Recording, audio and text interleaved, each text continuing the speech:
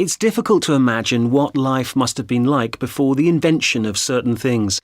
If you're in your teens or 20s, you might never have wondered how people searched for information before the internet existed.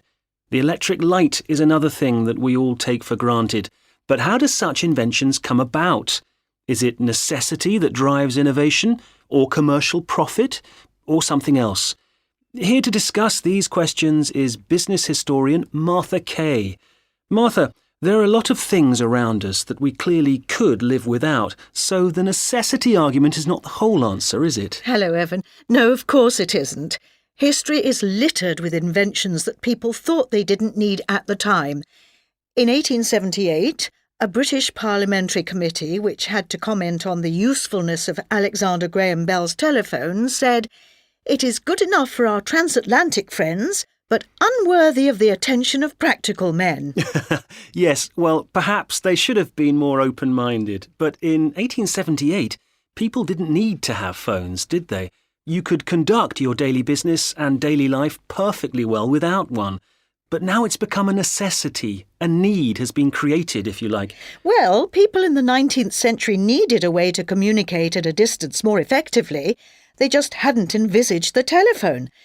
Of course, there are some inventions which fill an urgent need. Vaccines against particular diseases come to mind. But most innovations aren't like that. Entrepreneurs have often come up with ideas to make our lives a little more convenient or comfortable. And then over time we come to rely on them. Television is a case in point. Remote shopping, that's to say mail order or these days internet shopping, is another. It was dismissed by Time magazine in the 1960s because they said women like to get out of the house and like to be able to change their minds. I'm sure they did. Like to get out of the house, that is.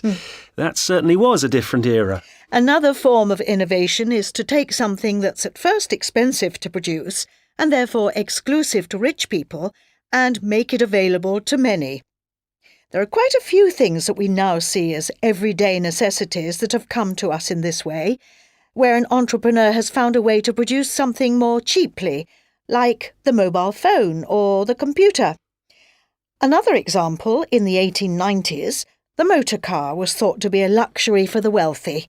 Literary Digest predicted that it would never, of course, come into common use. I see, so in that sense, what it comes down to is wants rather than needs.